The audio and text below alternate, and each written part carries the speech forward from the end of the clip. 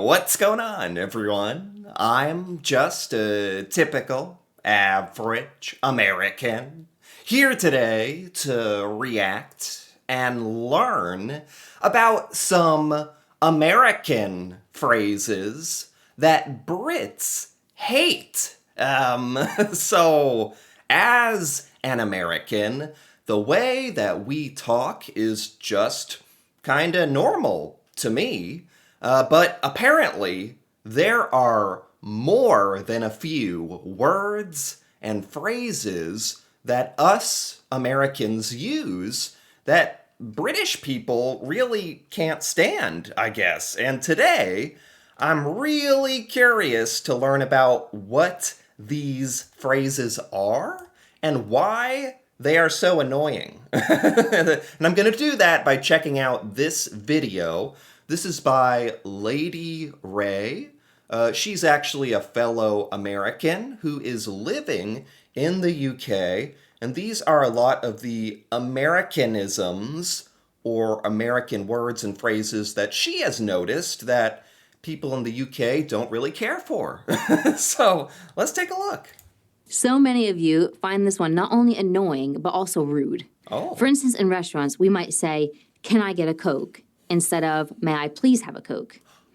And after living here for years, Oh, wow. Yeah, I mean, she's absolutely correct. Here in America, can I get a Coke? We definitely say that. Most people would say that. That's definitely not as polite sounding as it could be, is it? Especially if you're in Britain. Is everybody in Britain normally saying, like, oh, can I please get a sandwich when you're ordering something? Is it that level of politeness? I don't know. You can certainly do that here in the United States, and some people do, but that's considered extremely formal here. Unnecessary, really. Whereas it sounds like that's actually more of the norm in Britain. That's honestly, I can't really criticize that. That sounds really nice. Can I criticize the way that we do it? Yeah, she's right. If you're ordering and your waiter comes over and you're like, oh, can I get the pasta salad? I can see where that comes across as a little abrasive now that it's kind of spelled out in front of me. It really depends on your tone of voice. That's what I think. If I've used this phrase before, but I try to sound nice when I say it. I was like, oh yeah, can I get the breadsticks? Okay, great. You know, something like that. So if you're like, can I get the pizza? Jeez, it's like, yeah, that does sound bad. I can see how that may sound impolite. However, that definitely isn't our intention. That's true. But now that I'm thinking about it, it's like we're asking if we can go get it ourselves. Like, can I go get a Coke? Which obviously doesn't make sense at all. Oh, I see what she's saying. Well, what I've noticed is it does sound, if we're comparing the two, can I get the whatever? It is a little more casual, can be kind of rude. I could see that. In America, that's just not considered rude. Maybe we're a little more brash, a little more don't care. I don't know. But I don't think Americans are trying to be rude when we say that. But the British way of like it can what would the British way be exactly? So many, but also, "May I please have a Coke?" May I please have a Coke?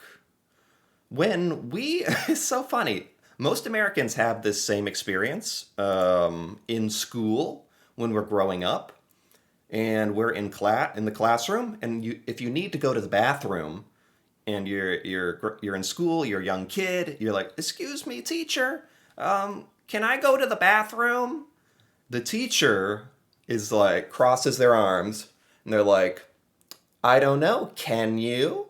Can you go to the bathroom?" And then that reminds you, as a little American child, that you're supposed to be more formal and say, "May I please go to the bathroom?" So it's funny, our little American teachers did try to teach us this. And Most Americans remember this from growing up. The difference between "Can I go to the bathroom?" and "May I go to the bathroom, please?" They did try to teach us that. Funny enough. Go. That's just how we do it. Number 2, touch base. It just means to make contact or connect with someone. Like, we should touch base next week. You guys don't say this? You don't have this word? Touch base. Yeah, it means can we connect later in the future? When I really think about it, it is one of those words that it doesn't, like, what does that even mean? Can we touch our bases? What does that mean? What are our bases? Why are we touching them together? But this is an extremely common word in America, and yeah, we certainly don't think anything strange of this. Some people think its roots are in baseball because the runners have to make contact with the bases to be safe from the fielders, Okay. which sounds like a bit of a long shot. Another theory is around business and the idea of a base as a headquarters, leading to salesmen in the field touching base or returning to headquarters to meet with a client. Okay. I think that one makes slightly a bit more sense, but no one really knows. So, Brits out there, does this word actually annoy you, or is it more of a oh, that's what are those Americans saying? Touch base? What does that mean? What's up with that?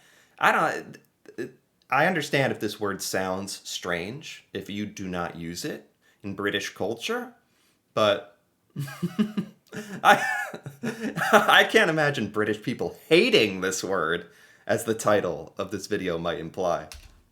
Number 3, least worst option. Now, I think this one sounds really odd. I've never personally heard anybody use it. Oh, So I geez. decided to do a little bit of research. The least worst option. I've heard people use this phrase before. Something that you're going to, if you have a bunch of options and they all suck, and you got to pick something, the option that you're going to regret the least, the thing that's going to hurt the least amount, like so the least worst option. I mean, it's definitely a clunky sentence to say. And apparently, it's used by many English speakers, both in the US and the UK. Oh. However, it isn't grammatically correct, so you wouldn't use it in like a professional setting. I mean, yeah, I'll choose the least worst option. That just Yeah, is that like you're choosing the best option? It's a double negative. That's the problem. The least worst, that means the best. You could just say the best option. Maybe people who say this are just trying to sound a little smart or something. I don't know. To me, that doesn't sound right. What are your thoughts? Yeah. Let me know. No. You don't hear this one that often in the United States, so I'm not going to defend this one as much as I will defend our "Can I go to the bathroom?" I'll defend that, but but this one, it's like the least worst option. That might make me raise an eyebrow and be like, "What are you saying? What did you say? Huh? Quit that." Number 4, my bad.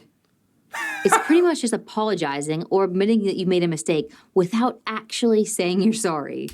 My bad. This is a very, very common phrase in America. Do you not say this in Britain? This is so interesting. This video, not just discovering annoying American phrases, but these are phrases I didn't know were just American. And you don't say them in the UK. I didn't know that.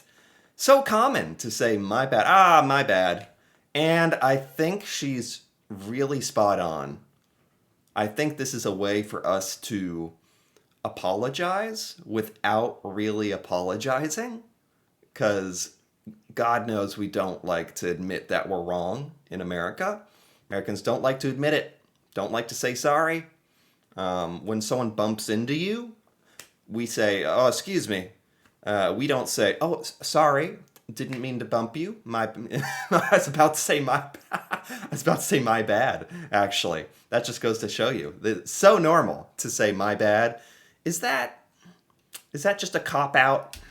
Credit for the slang term was given to an NBA player, Manute Bol, in the 1980s because he made a bad pass. Instead of saying, "It's my fault," he said, "My bad." Oh, Is okay. that true? Did it come from a basketball player in the 80s? I don't know, but that is Did it? That's amazing because that phrase is so common in America. I think Americans love this phrase. I've never thought about why. And I guess it's because we don't want to say, oh, that's my fault. I made a mistake. I'm sorry. We just want to say something casual, kind of, my bad, you know. Wow. I kind of get. If you do not use that in Britain, I understand. Where if you're like, oh, those Americans just don't want to admit they're wrong. They just did a bad. My bad. I didn't do anything wrong. It's just kind of bad. My bad. is the story. Number 5, math. I get that the term is mathematics with an S, but every American I've ever met says math. Yes. Apparently, the US and Canada are the only countries to say it that way. How else do you say it? Am I missing something here? Math.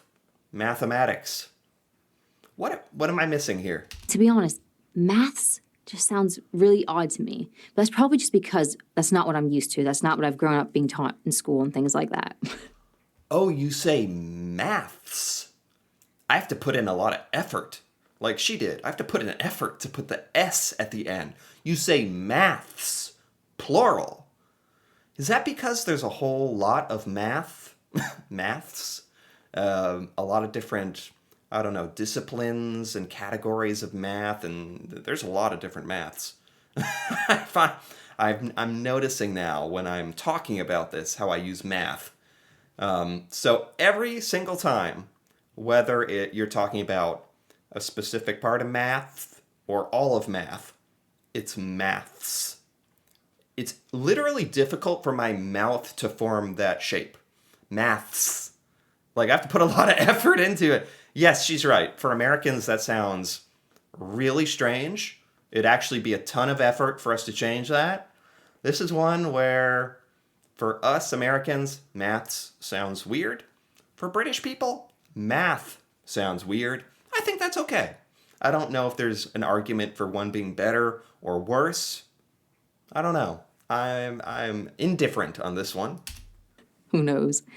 But speaking of math or maths, another saying we use is you do the math, which just means you need to check the facts to reach your conclusion, which is usually glaringly obvious. Number 6. We do say that. You do the math. If it's like you figure it out. Do you guys say that? I could care less. I understand why this is annoying to a lot of people because, well, it doesn't make sense. It's grammatically incorrect. It should obviously be I couldn't care less. Oh, yeah.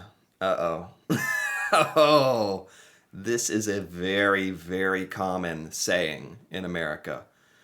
If you're hearing something, you're like, I do not care about that at all, and you're a little irritated even, you say, I could care less, which if anybody stops for a moment and actually thinks for a second, that is saying that you have the capacity to care less, which means you do care some amount about what you're talking about. What you're trying to say is you couldn't care less. You are out of care. You're at the bottom level of care. No more left. You couldn't care less. And therefore you don't care about it. Which is what we're trying to say, but oh no. We say the opposite of what we mean. And we don't even know it. Yeah, she's right. This is very common in America. I think some of us realize we've got this backwards. But not enough of us. But because it's been confused for so long, Yeah. both of them are now accepted. Yeah. So if you take anything away from this video, it's this. Say something wrong long enough, and eventually it will be correct. She's right. Well done, USA. She's right. Like this is literally accepted in American language, for lack of a better word. So we speak American language.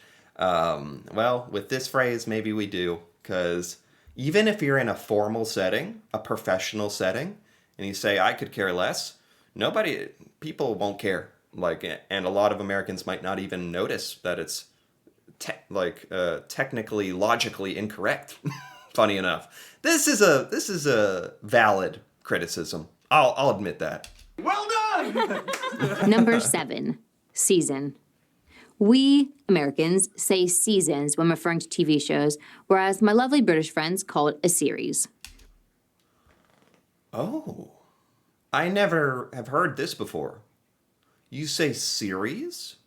Oh wow, that's so confusing for me as an American. Because series means something else here. It means the entire run of the show. Like Breaking Bad, the entire series. Oh, that was a good series. The entire show. That's what that would mean here. In Britain, that means one of the series. I think there were 5 series in that show. That would make no sense in America. We would say season.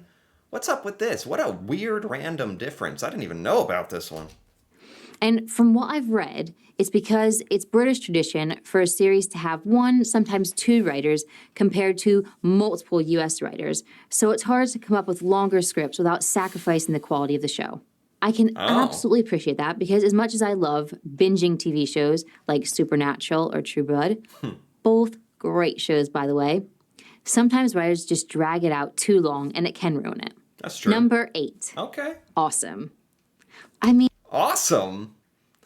Awesome? What's wrong with awesome?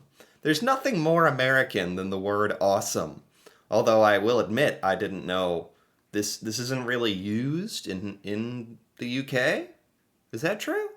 What if something is super cool? Something is just the best, great, cool. You gotta have a word for it. Like, you gotta, awesome, that's awesome. Do you really not say awesome? And do you hate the word awesome? I need more clarification on this. I do not understand. I don't see the problem with it.